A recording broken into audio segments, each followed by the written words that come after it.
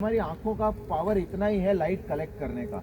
तो टेलीस्कोप दो चीजें करता है, एक लाइट को कलेक्ट करता है, इकट्ठा करता है, और दूसरा जो भी हम देख रहे हैं उसको बड़ा करता है। तो बड़ा करने वाला ये है मेरे हाथ में, लेंस बोलते हैं इसको।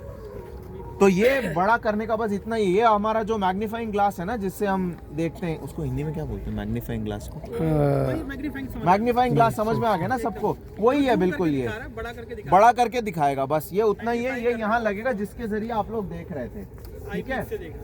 ये टेलीस्कोप क्या करता है एक्चुअली, उसके उस तरफ अंदर एकदम आप लोग जब वापस जाएंगे तो यहाँ से अंदर देखते हुए जाना, एक बहुत मतलब बड़ा मिरर है वहां पे, ठीक है, आईना है। और वो आईना क्या करेगा, जब लाइट यहाँ से आएगा, ये लाइट जो भी लाइट आएगा उसको ये आईना यहाँ पे फोकस करेगा, बीच में, इसके बीचों बीच। यहाँ एक और आईना है, ये आईना आपकी आंखों की तरफ लाइट को लेके आएगा, और ये जो है लेंस वो बड़ा करके आपको दिखाएगा। मैं आपको अभी लाइट का एक पाथ दिखाता हूँ कि क्या होगा। देखिए मैं यहाँ से मार रहा हूँ, एक एंगल पे वो सामने से बाहर आएगा, देखना।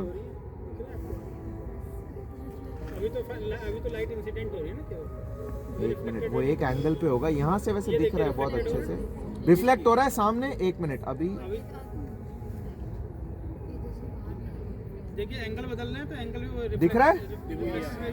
ये होता है आपके टेलीस्कोप के अंदर जो भी आ रहा है। अब देखो जहां से वो बाहर आ रहा है ना, लाइट बंद करो, लाइट जहां से बाहर आ रहा है ना उस तरफ, वहां पे ये लेंस लगाया जाता है, और ये लेंस वही लाइट को बड़ा करके दिखाएगा आपको। ये है बस टेलीस्कोप का ये जो डिजाइन है, ये आइजैक न्यूटन ने बनाया था। जब अगर तीन टाइप, वैसे दो ही टाइप के टेलीस्कोप होते हैं, एक होता है रिफ्लेक्टर, एक होता है रिफ्रैक्टर। रिफ्लेक्टर में मिरर होता है एक तरफ, यहाँ पे जैसे ये है, न्यूटन ने बनाया था इसको। और रिफ्रैक्टर होता है जिसमें मिरर नहीं होता है, ऐसा ही एक और लेंस होता है लाइट कलेक्ट करने के लिए, वो गैलीलियो ने बनाया था। जो आपको जो जुपिटर के जो वैसे चार चांद हैं, आपको तीन दिखे थे क्योंकि चौथा जुपिटर के पीछे था। वो चार सबसे पहले गैलीलियो ने अपने टेलीस्कोप से देखे थे, तो उनको गैलीलियन मून्स बोलते हैं। जो एक एक जो वहां पे जो चांद है ना जुपिटर के, वो पृथ्वी के साइज के हैं, इतने बड़े हैं सारे, लेकिन इतना दूर है जुपिटर के हमको दिखता नहीं है वो, मतलब छोटे छोटे से दिखते हैं चांद ऐसे, ठीक है। जुपिटर वैसे बहुत ही एक खास प्लैनेट है, इसलिए क्योंकि वो अगर थोड़ा और बड़ा होता ना तो वो भी एक तारा बन जाता। एक्चुअल में पूरा हाइड्रोजन गैस इतना ज्यादा है जुपिटर में कि थोड़ा बड़ा होता तो उसका ग्रेविटी उसको कंप्रेस करके न्यूक्लियर फ्यूजन स्टार्ट हो जाता और जुपिटर एक तारा बन जाता, लेकिन नहीं।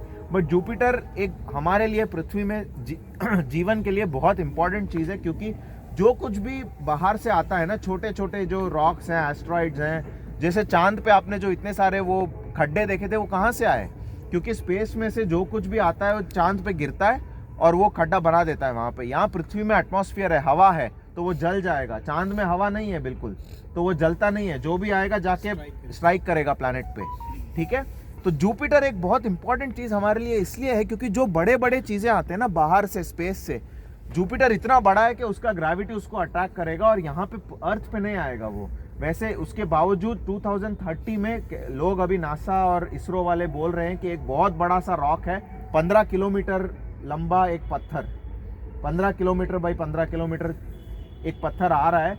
अभी हम ये सोच रहे हैं, वैज्ञानिक एस्ट्रोफिजिक्स में एक बहुत इंपॉर्टेंट रिसर्च इस बात का चल रहा है कि क्या करेंगे अगर वो आके, मान लो एक शहर जितना बड़ा पत्थर अगर ऊपर से आके, डायनासोर्स जो थे उनका एक्सटिंक्शन, वो मरे इसलिए क्योंकि ऐसा एक पत्थर ने आके कितने 6 करोड़ साल पहले आके पृथ्वी पे अटैक किया था। तो हमारा प्लान ये है, अभी फिलहाल साइंटिस्ट ये सोच रहे हैं, दो चीज कर सकते हैं। एक कि उसको रॉकेट या ऐसा कुछ भेज के थोड़ा सा उसका एंगल चेंज कर दो ताकि वो पृथ्वी को मिस करके कहीं और चला जाएगा। दूसरा प्लान ये है कि कुछ बॉम्ब या न्यूक्लियर बॉम्ब टाइप मार के उसको इतने छोटे टुकड़े कर दो उसके कि बस टूटते तारे ही दिखेंगे फिर उसके।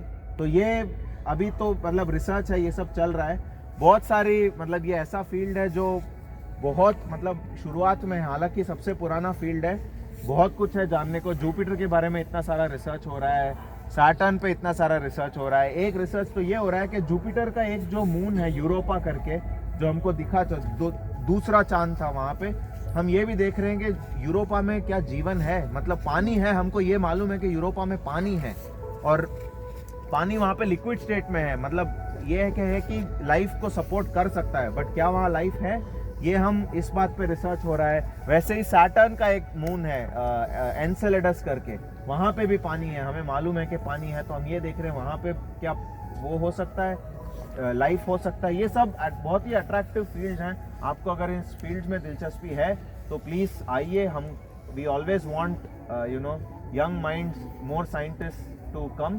तो अगर आपको कुछ सवाल है तो मैं अभी जवाब दे सकता हूँ उनका।